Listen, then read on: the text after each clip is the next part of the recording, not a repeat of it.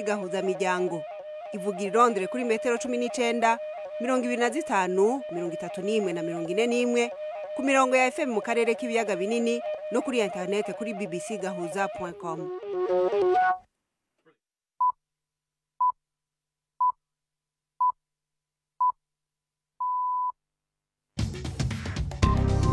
Ubu ni isaha 10 n'igice ku isaha mpuzamakungu ya GMT, isaha 12 n'igice mu Rwanda no mu Burundi.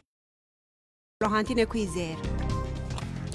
Ndabahaye amahoro mwese abakunzi ba BBC gahuza miryango, ikaze mu kiganiro cacu co kuri uyu wa mbere itariki 23 z'ukwezi kwa gatatu muri 2020. Mu ngingo zimwe zikigize leta y'u Rwanda iramaze gufata ingingo zibuza uruja n'uruza hagati y'umuji wa Kigali n'iyindi mihingo y'igihugu mu nzira yo gutangiriza yuko umugera wa corona ukomeza gukwirakwira mu gihugu. Abanyagihugu bariko bavyifatamwo gute, babibona bate? Hari kurwanya icyorezo ko hakaboneka ikindi kibazo kinini abantu bari buze kugira, kandi abantu benshi nubwo abantu bashobora guceceka ntibabivuge ntibagaragaza amarangamutima ariko ni benshi. Muri kino kiganiro kivuga ahanini kuri ico kiza c'umugera wa corona, turaja no mu yindi mihingo y'umugabane wa Afrika ndetse na hano mu Bwongereza turabe uko vyifashe. Tubafitiye n'ikiganiro c'inkino, iki kiganiro gihagarikiwe na Mark Niyonkuru.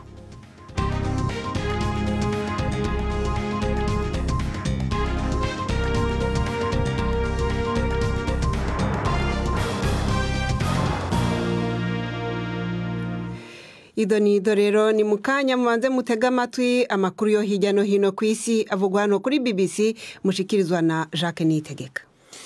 Umuryango ugamije ubutwererane bushingiye ku bukungu n'iterambere OECD uravuga ko hakenewe guhuriza hamwe ingamba zigamije kubuza ko ikiza cya coronavirus gishegesha cyane ubukungu bw'isi. Angel Guriya ukuriye umuryango uhuriyemo n'ibihugu bifite ubukungu bwateye imbere avuga ko hagomba gufatwa ingamba zitari zaraboneke zirenze kure umugambi wahawe izina rya Marshall Plan wasanye Uburayi bumaze gushegeshwa n'intambara ya kabiri y'isi yose. Amareta menshi yatangaje gahunda zo gufasha ubukungu bw'ibihugu byayo, ariko nta byinshi birimo gukorwa ku rwego mpuzamahanga. Ubwoba ko ubukungu bw'isi bwasubira inyuma cyane bwatumye agaciro k'imigabane kagwa ku masoko y'imari mpuzamahanga. Muri Espagne umubare w'abahitanwa na coronavirus mu munsi umwe wazamutse ku buryo butari bwaboneke maze ugera kuri 462, mu gihe n'umubare w'abayandura ukomeje kuzamuka. Ibitaro byatangiye kurengerwa. Mu Budage ho bisa nkaho hari akanunu k'ikizere kubera ko imibare yaho isa nkaho itakizamuka cyane. Ku cyumweru Ubutaliyani nabwo bwavuze ko ari uko bimeze, ariko bwongeraho ko hakenewe indi mibare. Ariko mu bindi bihugu nk'Ubusuwisi abandura bakomeje kwiyongera. Umubare w'Abasuwisi bandura iyi ndwara wiyongereyeho 15% mu masaha 24 ashize, ubu bararenga 8,000.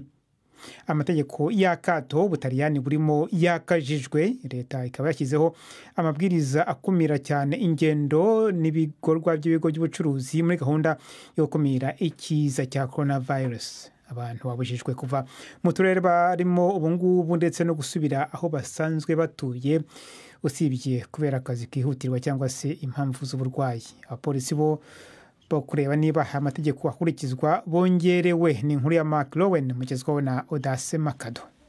Indwi zibiri nyuma y'uko leta ishinze ingingo zidasanzwe zo gukinga, izo ngingo ubu zakomejwe gusumba. Itegeko rishasha ry'umushikiranganje wa mbere ryugara urudandazwa rwose rufatwa nk'urutihutirwa. Intumbero ikaba yo kugabanya ko abantu bahurira hamwe. Hafi amahinguriro ari mu mice 100 niyo ashobora kuguma yuguruye.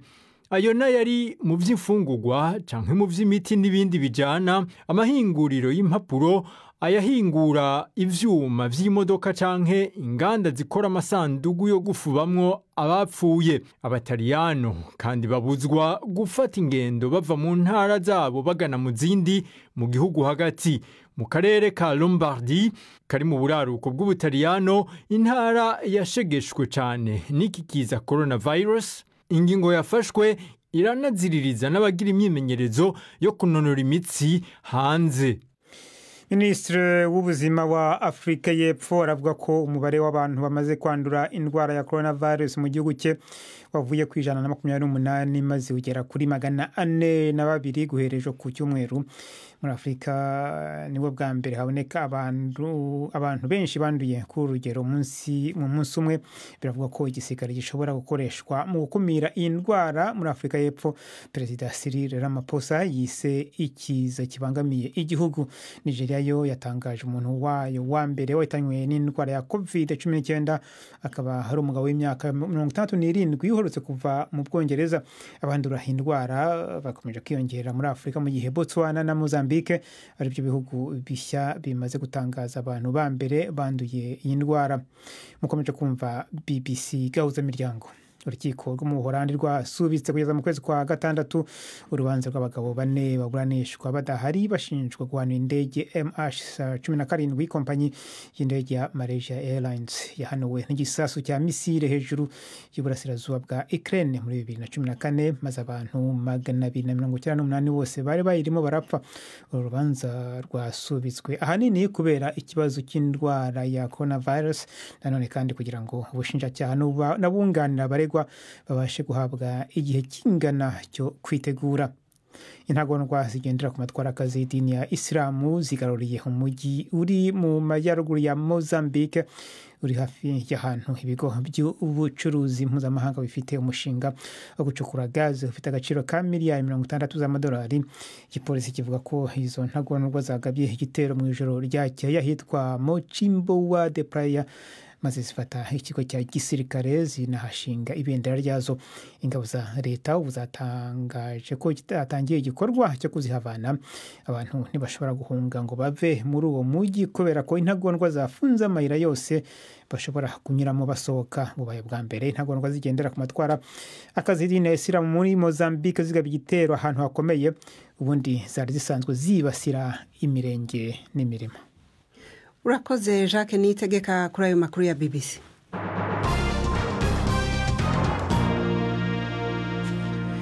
Amakuru mu buryo burambuye tuyahere mu Rwanda, mu gihe ibiharuro by'abamaze kwandura umugera wa corona bikomeza kwiyongera, abanyagihugu bategetswe kuguma mu ngo zabo. Ingendo zo kuja hanze y'umujyi wa Kigali zarahagaritswe.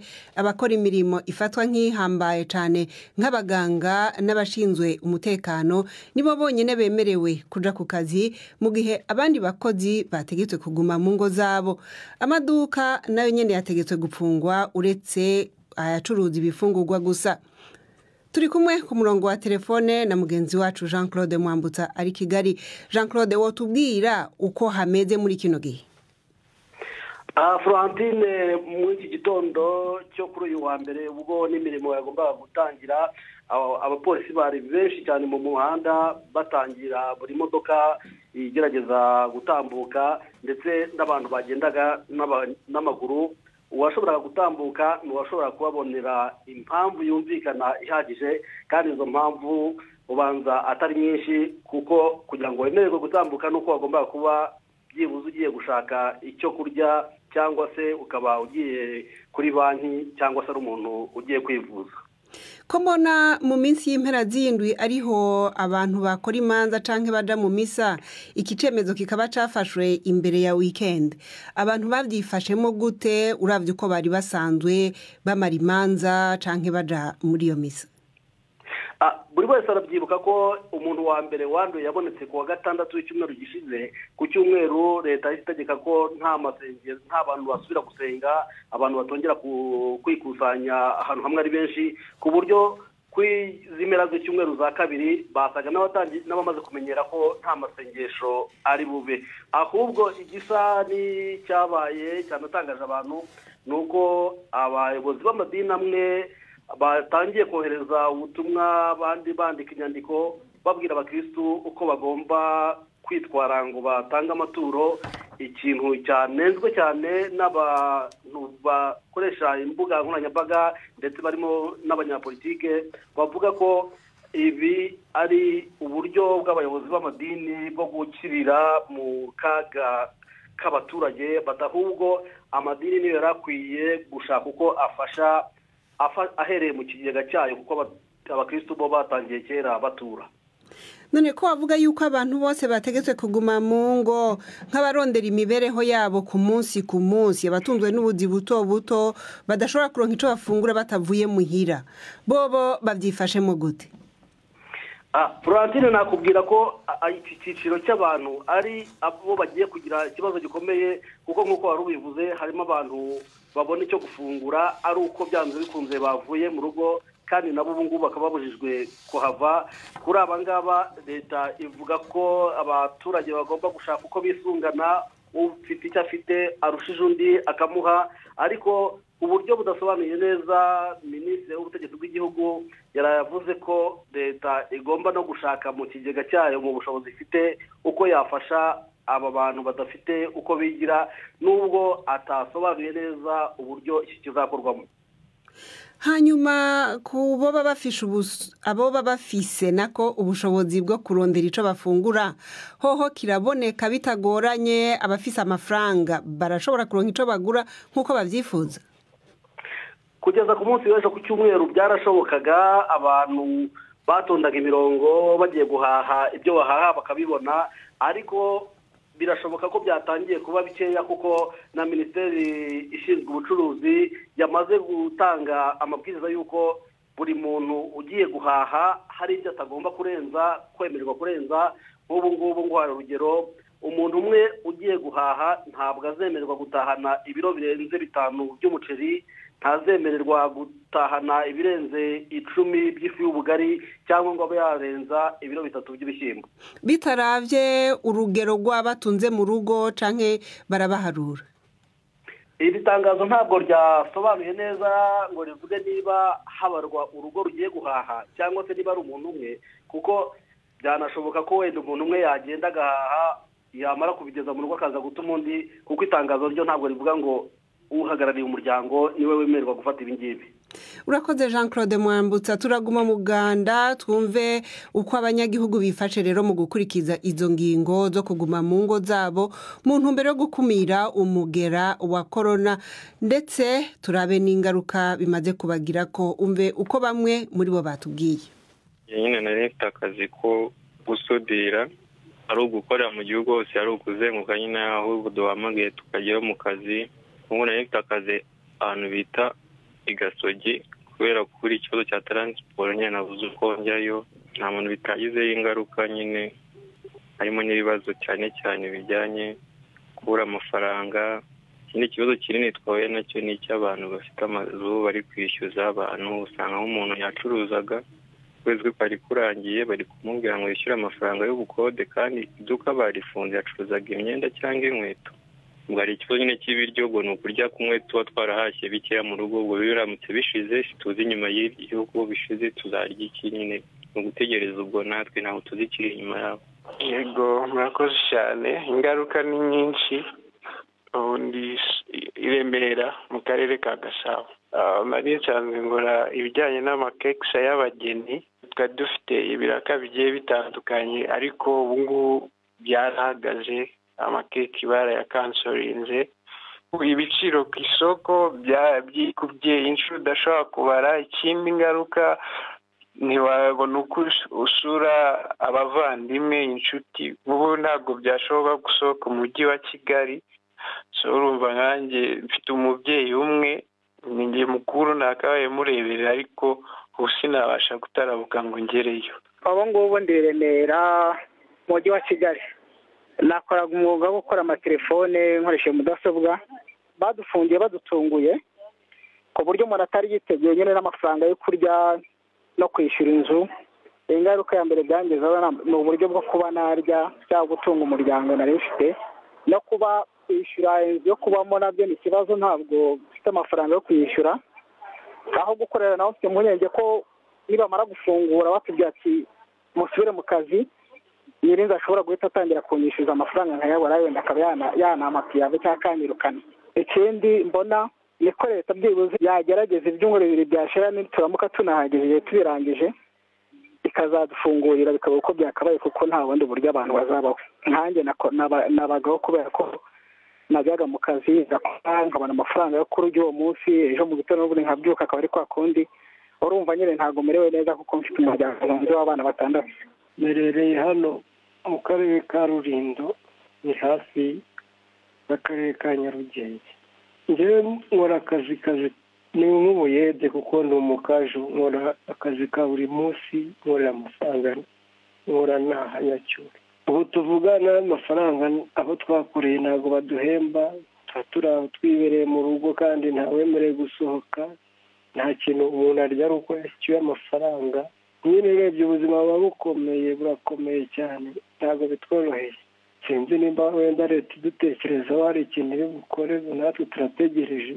Aho ubu tuvugana umuntu aba yaryamye nta n'ikintu yashyize mu nda, ni ukwizirika umugozi. Mperereye hano i Kigali mu karere ka Kicukiro, umurenge ni Kigarama. Nkora akazi ko mu bijyanye n'ubwubatsi, nkatwe dukora nyine bugizi ku munsi. Ibyemezo nk'ibi rero iyo byafashwe n'abakaba batureberera, rimwe na rimwe hari ahantu birengagiza, bikaba bigaragara ko ari amikoro make nkatwe tudashobora gukomeza kubaho, nubwo bivugwa ko ari ku neza y'abaturage, ariko basi bari kuba baraduteguje umuntu akabanza akiporogaramu nk'iminsi ingahe. Ariko ni byiza kuba ari ukurwanya icyorezo, ariko nanone hari kurwanya icyorezo ariko hakaboneka ikindi kibazo kinini abantu bari buze kugira, kandi abantu benshi, nubwo abantu bashobora guceceka ntibabivuge, ntibagaragaze amarangamutima, ariko ni benshi cyane. Abo bari abanyagihugu twaganiriye bo mu Rwanda mu ntumbero rero yo kumenya nimba leta hari inyishu yoba ifise kuri izo mpungenge bashikirije. Twagerageje abategetsi bo mu gihugu ariko ntivyadukundira, kumbure ejo nitwababona muzoshobora kubumva. Dukomereje ahandi ku mugabane wa Afrika, ibihugu bimaze gufatwa n'uwo mugera bikomeza kwiyongera. Botswana na Mozambique biri mu vyanyuma biherutse kugaragaza yuko hariho umuntu afise ubwandu bw'uwo mugera wa COVID-19. Ibindi nka Nigeria na Ghana biramaze guhamagaza abaganga n'abaforoma bari basanzwe bari mu karuhuko k'izabukuru kugira ngo baje gufasha kugwanya ico kiza ca corona. Inkuru ya Cici Izundu mwishikizwa na Mark Niyonkuru. Ibihugu birimo abantu bafise umugera wa coronavirus ku mugabane wa Afrika bimaze gushika kuri 43, aho gushika abantu 46 ari bumaze guhitana nk'uko bimenyeshwa n'ikigo gikurikirana ingwara muri Afrika. Ingingo zo kugerageza kugwanya ngo ntukwiragire zibandanye zifatwa. Umukuru w'igihugu ca Botswana Masisi yashizwe mu kibanza ca wenyine avuye muri Namibia, igihugu kimaze kubonekamwo abantu 3 bawanduye. Kuvejo igihugu ca Gabo catanguje amategeko y'umukwabu mu gihugu cose. Igipolisi muri Uganda cataye muri yompa abantu 82 kubera batakurikije itegeko ry'umukuru w'igihugu rijanye n'uyo mugera. Muri Nigeria ikigo kijeje gukurikirana ingwara muri ico gihugu kiriko gisaba umuntu wese yasaba gukorera muhira, kutagenda ku gatumba aho abavyeyi bibo bavuka bashobora kuba baba, kubera bashobora gukarirwa n'ico kiza kandi bigatuma ico kiza gikwiragira ugusumba. Iki gihugu caronse abandi bantu 5 banduye uwo mugera, bakaba bacitse 35 bose hamwe. Ibiro ntaramakuru vy'abanyamerika Reuters biravuga ko hari umutama w'imyaka 65 wa mbere yishwe na COVID-19 i Montenegro muri Afrika y'Epfo. Umugera wa coronavirus ntubifise umuti canke urucanco. Ikigo cishira mpuzamakungu ONU kijejwe amagara y'abantu ku isi OMS gihanura ibihugu gushira mu kibanza ca wenyine umuntu wese ciketse, kikongera kikamupima, kikamuvura iyo bikenewe, hamwe no kurondera abantu bahuye nawe. Inkuru ya Cici Izundu idushikanye ku isaha imwe ibiri minota 12 mu Rwanda no mu Burundi. Mukanya turagaruka hano mu Bwongereza.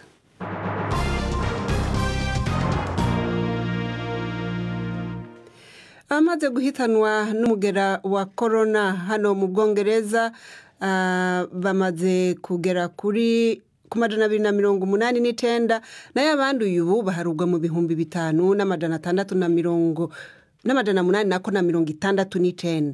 Abafise amagara asanzwe atameze neza bagiriwe inama yo kuguma mu ngo zabo mu kiringo c'amezi agera kuri 3. Abavyeyi nabo basabwe kugumiza abana babo muhira kuko amashure menshi yugaye, kiretse abo babona yuko bidashoboka kudatonda ku kazi. Ivyo rero bica bituma abavyeyi benshi babishoboye bakorera mu mihana yabo. Ku murongo wa telefone ndi kumwe na Robert Patrick Misigaro, Robert Patrick Misigaro wotubwira mu gihe twumva yuko hari ibihugu byinshi hano ku mugabane wa Buraya byaburije abantu kuja hanze mu gihe bidakenewe, mu Bwongereza hoho bimeze gute? Wewe usanzwe uri kurakorera muhira. Ego Florentine, ngaha mu Bwongereza uko bimeze, batanze impanuro, bahanuye abantu ababishoboye nk'uko wari bivuze gukorera muhira, babwira abantu kwirinda kuja hanze kiretse bagiye bikenewe, ari nk'abagiye kugura ivyo kurya, bagiye kugura imiti canke bagiye kuyivuza. Basaba ububare, amaresitora, za sinema n'ibindi byose kugara kugira ibintu bihuriza abantu ahantu hamwe bigabanuke.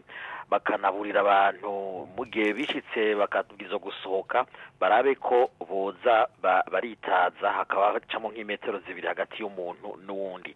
Ariko leta isa n'iyashavujwe n'uko abantu base n'abadakurikije iyo mpanuro, ku buryo ubu mu nama nshingamateka ariko baraganira ku kuntu boha leta ububasha bushasha bwo gufata ivyemezo bisumvya ngaho, kuko ngo mw'iyo weekend iheze abantu ngo ntibakurikiza mpanuro, benshi barahuriye mu maparke barinezererwa nk'uko basanzwe babigira.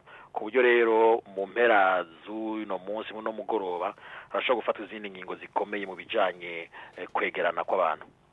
Uretse gufata ingingo zijanye no gukingira abantu, hariho abaretse bagakurikiza izo mpanuro za leta ariko bafise ingorane z'imibereho. Abo bobo hari ingingo ziriko zirafatwa ku bwabo kugira ngo baronke ico bafungura muri iki gihe badashobora gukora. Umushikiranganje ajeje ubutunzi yaravuze yuko leta yashize ku ruhande amahera arenga imiliyaridi 300 z'amapaundi yo gufasha uwo muntu wese atunzwe n'akazi akora ku munsi. No kuvuga abikorera utwabo canke abantu bafise amahinguriro aho bategerezwa kudandaza uwo munsi nyene kugira bashobore kuronka ico bahemba abakozi babo. Abo hariho ikigega categuwe cy'ayo mafaranga narimvuze yaronse abo bakoresha kugira bashobore kuronsa umushahara w'abakozi babo atabiraka bariko baronka kuri uno mwanya. No kuvuga bariko baritegura ku buryo bwose bushoboka kugira abantu nk'abo badasanzwe bafise umushahara uza buri mwaka bambe buri kwezi bashobore nabo kuronka nkumbure icyo bafasha kuronka icyo basuma. Urabona hariho abariko baragerageza gukorera mu rugo kugira ngo ibintu byose ntibite bihagarara, wewe urumwe muri abo, ubona ari ibintu vyoroshe? Novuga ko vyoroshe mugabo kandi bikagora. Ukoroha ni gute?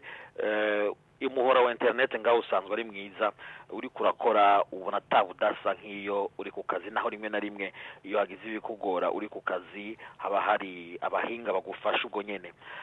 Mugabo aho bitorohera nuko iyo uri muhira ntuburi bigusamaza, kanatsinda nk'ubu nka twese dufise abana ntibari ku ishure, ntabona ngo uri ku kazi ariko inakeneye araza akakwakura, aho niho usanga bigoreye. Mugabo ngira ngo kubera ari ibintu by'iminsi ya mbere ngumbure umuntu azomenyera amenye uko yitegura cyangwa uko yipanga uko basanzwe bavuga. None washoboye gutereza akadisho mu kadirisha canke wasohotse hanze kugura umukate, ubona mu maduka vyifashe gute, mwibarabara vyifashe gute kugeza amaso? Abamaze kubona imiji yino canke ibisagara vyino n'ahantu kenshi usanga hanyagara abantu. Ugeze mu barabara urabona yuko koko hari cyahindutse, abantu ni bakeyi, n'umwe imodoka si nyinshi nkuko vyahora mbere. Bamwe barereka ivyereka ibidukikije bavuze yuko ngo umwuka mu muji wa Londres utanguye kuba mwiza cyane kubera ata modoka zikihuzuye zihuzu zivyuka bibi.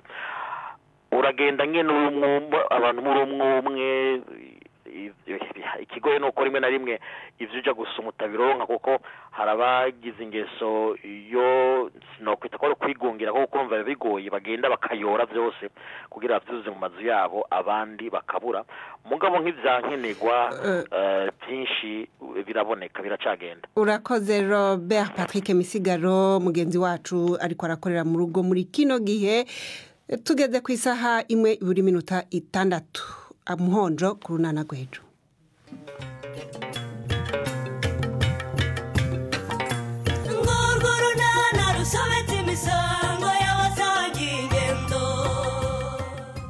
Mu kiganiro runana cyo kuri wa kabiri twabateguriye Mutesi mwana wa mama rero iyo umuntu atabona ko afite ikibazo uri kumva bikabonwa n'abandi gusa icyo kibazo afite ntigishobora kubonerwa umuti rwose mu buryo bworoshye. namwe ariko muranshakaho amakosa. Mutesi niwe uryamira, Mutesi niwe utinda gutaha, Mutesi niwe wagize amanota mabi. Nanjye rwose naratunguwe nari nzi ko nzabona amanota njyana muri kaminuza. Buriya rero byamenywa n'abakosoye. ngo iki mute ushatse kuvuga ko bagukosoye nabi rero? Ni 12:45 kuri BBC. Unaho ijambo ni rya Jean Claude Mwambutsa mu kiganiro c'inkino. Imikino kuri BBC gahuza miryango. Mwiriwe neza nshuti za BBC kaze muri aya makuru yacu y'imikino duhere mu mukino wa volleyball. Irushanwa ry'igikombe cya Afrika ryagomba gutangira i Cairo mu Misiri rigigijweyo kimwe n'iyindi mikino naryo ryasubitswe kubera icyago cya COVID-19 cyugarije isi muri iki gihe. Ikipe y'ikigo cy'igihugu cy'amashanyarazi REG ya kaminuza y'ubukerarugendo n'ikoranabuhanga niyo yagombaga guhagararira u Rwanda muri iyi mikino itakibaye. Ishyirahamwe ry'umupira wa volleyball muri Afrika ntiratangaza amatariki mashya y'iri rushanwa mu gihe ibikorwa byose by'imikino bisa n'ibyahagaritswe muri rusange. Mu mukino ngororamubiri ishyirahamwe mpuzamahanga ry'imikino ya Olympique ryasabwe guhagarika imikino yagombaga kubera mu Buyapani uyu mwaka kubera impungenge za coronavirus. Iyi mikino yagombaga kuba mu kwezi kwa 7 ariko umukuru w'imikino ku isi Rodko akavuga ko kuyitegura ari ikintu gisa n'ikidashoboka mu gihe isi yugarijwe n'icyago cya corona. Ishyirahamwe ry'imikino mpuzamahanga ryari ryihaye by'umweru 4 kugira ngo rifate umwanzuro kuri iyi mikino. Hatekerezwaga ko yasubikwa mu gihe cy'amezi runaka ndetse byaba ngombwa hakaba hategerezwa n'umwaka. Minisitiri w'intebe w'Uyapani Shinzo Abe yabwiye inteko ishinga amategeko ko nawe asanga nta kindi cyashoboka kitari gusubika iyi mikino. Igihugu cya Canada cyaraye kibaye icya mbere cyatangaje ko kitazitabira iyi mikino ndetse kinasaba ko yakwigizwayo.